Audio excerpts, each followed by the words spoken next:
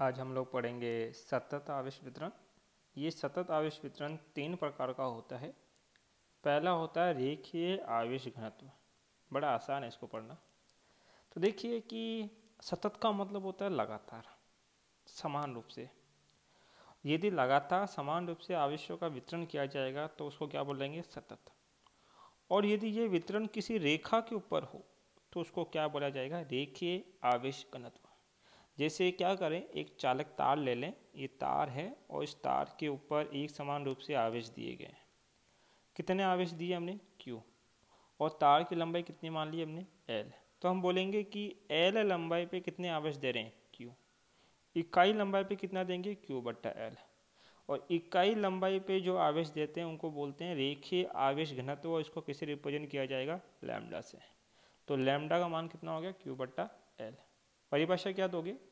प्रति एकांक लंबाई में आवेश की मात्रा को, प्रति एकांक लंबाई में आवेश की मात्रा को क्या बोला जाता है? रेखीय आवेश घनत्व हम लोग कहते हैं। मात्रक बनाना चाहोगे तो आवेश का मात्रक कूलाम, लंबाई का मात्रक मीटर, तो कूलाम पर मीटर। कूलाम की विमा A1 T1 और मीटर की विमा L1। सोल्व करोगे L1 ऊपर जाएगा तो L-1 A1 T1 रह जाएगा आपके पास। अब देखो, जरूरी नहीं है कि आकृति तार की सीधी हो। तार को घुमा के हम क्या बना सकते हैं? वृत्त। तो एक वर्तीय तार हो तब हम क्या बोलेंगे? जो पहले तार की लंबाई L थी वो अब तार की क्या हो गई? परिधि बन गई। तो अब L जो है वो किसके बराबर है? 2πr के। तो L बराबर है किसके? 2πr के। तब वर्तीय तार के लिए जो रेखीय आवेश घनत्व होगा वो कितना होगा? लैम्डा। और रेखीय आवेश घनत्व क्या होता है? आवेश बटा लंबाई। आवेश की जगह क्यू रखा, लंबाई कितनी हो गई? 2πr। इसी प्रकार यदि एक अल्पांश आवेश कितना हो? dq, और कितने लंबाई पे हो? dl पे। इकाई लंबाई पे कितना होगा? dq बट्टा dl। तो अल्पांश के लिए लैम्डा का मान कितना होगा? dq बट्टा dl। आपने विद्युत क्षेत्र पढ़ा है, तो विद्युत क्षेत्र का आपने क्या कंसेप्ट पढ़ा है कि बिंदुवत आवेश Q हो और उससे r डिस्टेंस पे यदि बिंदु P रखा हो तो इस P बिंदु पे विद्युत क्षेत्र की तीव्रता का मान कितना होता है? KQ बट्टे में r²। यदि ये आवेश अल्पांश हो तो यहाँ जो विद्युत क्षेत्र उत्पन्न होगा वो भी अल्पांश होगा। यदि आवेश dq तो विद्युत क्षेत्र भी क्या लिखा जाएगा? dE। अब इसका सदिश रूप पढ़ना है हमें, तो इधर तो लगा देंगे वेक्टर। इधर सदिश बनाने के लिए क्या करेंगे? K तो कांस्टेंट है, dq क्या है आपके पास? एक अदिश राशि है। तो r क्या? विस्थापन। विस्थापन सदिश है इसलिए इसके विस्थापन के इकाई सदिश से गुणा कर देंगे। तो विद्युत क्षेत्र का सदिश रूप क्या पढ़ा हमने? dE वेक्टर इक्वल टू कितना? K dq r के अपॉन में कितना? r²। सॉरी, अपॉन में r²। अभी थोड़ी देर पहले आपने पढ़ा अल्पांश के लिए कि लैम्डा इक्वल टू कितना होता है? dq by dl। तो यहाँ से dq बराबर क्या लिख सकते हैं? Lambda dl। इस dq की वैल्यू इस विद्युत क्षेत्र में रखो आप, तो dq की जगह क्या रखोगे? Lambda dl। तो डी वेक्टर कितना हो जाएगा? k लैम्डा dl r के अपॉन में कितना? r²। ये तो अल्पांश के लिए आया। संपूर्ण के लिए अगर चाहिए तो समाकलन करना पड़ेगा। समाकलन क्या करेंगे? आपके पास दोनों तरफ समाकलन कर दिया। इधर हो गया 1d वेक्टर, इधर समाकलन करोगे तो k लैम्डा dl r के अपॉन r²। अब समाकलन dl के सापेक्ष है तो बाकी सारी टर्म कांस्टेंट है, बाहर निकाल दो। तो k लैम्डा बटा r² बाहर आ गया, क्या बचा? समाकलन 1dl ऑफ r के। यह आया ई वेक्टर का मान किसके लिए? रेखीय आवेश घनत्व के लिए। अब दूसरा जो भाग है वो क्या है? पृष्ठीय आवेश घनत्व। इस बार रेखा नहीं होगी, लंबाई नहीं होगी, इस बार पृष्ठ होगा। और पृष्ठ का क्या होता है? क्षेत्रफल। तो आपने क्या ले लिया? एक पृष्ठ ले लिया और इस पृष्ठ का क्षेत्रफल कितना है? a। और इस पृष्ठ पे कितना आवेश है? Q। तो हम बोलेंगे a क्षेत्रफल पे Q आवेश है, इकाई पे कितना होगा? Q बट्टा a। इकाई क्षेत्रफल पे जो आवेश आता है उसको बोलते हैं पृष्ठीय आवेश घनत्व, और इसको हमें डिनोट किससे करना है? सिग्मा से। तो सिग्मा कितना हो जाएगा? Q बट्टा a। अर्थात प्रति एकांक क्षेत्रफल में आवेश की मात्रा क्या कहलाती है? पृष्ठीय आवेश घनत्व। तो परिभाषा क्या हो जाएगी? प्रति एकांक क्षेत्रफल में आवेश की मात्रा पृष्ठीय आवेश घनत्व कहलाती है। इसका मात्रक क्या बनेगा, आवेश का मात्रक कूलाम और क्षेत्रफल का मात्रक मीटर स्क्वायर, कूलाम पर मीटर स्क्वायर। कूलाम की विमा कितनी होती है A1T1, मीटर स्क्वायर की विमा कितनी होगी L2। L2 को ऊपर लेके जाओगे L-2 तो कितना हो जाएगा A1T1, L-2 A1T1। अल्पांश के लिए क्या देखोगे, सिग्मा इक्वल टू कितना होता है Q/A, दोनों तरफ अल्पांश कर दिया तो कितना हो जाएगा dQ/dA। अल्पांश के लिए मान ये होता है। मान लीजिए आपके पास एक चालक गोला है। अब ध्यान देना, शब्द क्या है, चालक। हमने आवेश अंदर भी दिया था, चूंकि चालक है और आवेश समान प्रकृति का है तो समान प्रकृति के आवेशों में क्या लगेगा, प्रतिकर्षण। तो ये आवेश एक दूसरे से क्या हो जाएंगे, दूर, और ये दूर होता होता अधिकतम यहाँ जा सकता है, और ये वाला दूर होता होता अधिकतम यहाँ जा सकता है।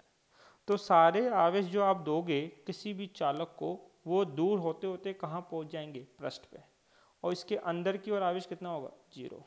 इसलिए चालक वस्तुओं पे जो आवेश होते हैं वो कहाँ मिलते हैं, पृष्ठों पे मिलते हैं, अंदर नहीं होते। इसलिए हमने एक चालक गोलीय कोश लिया। अब चूंकि ये गोला है, गोले की त्रिज्या कैपिटल R मान ली, तो गोले का क्षेत्रफल कितना होता है 4πr²। हमें तो क्या चाहिए, क्षेत्रफल आवेश घनत्व चाहिए।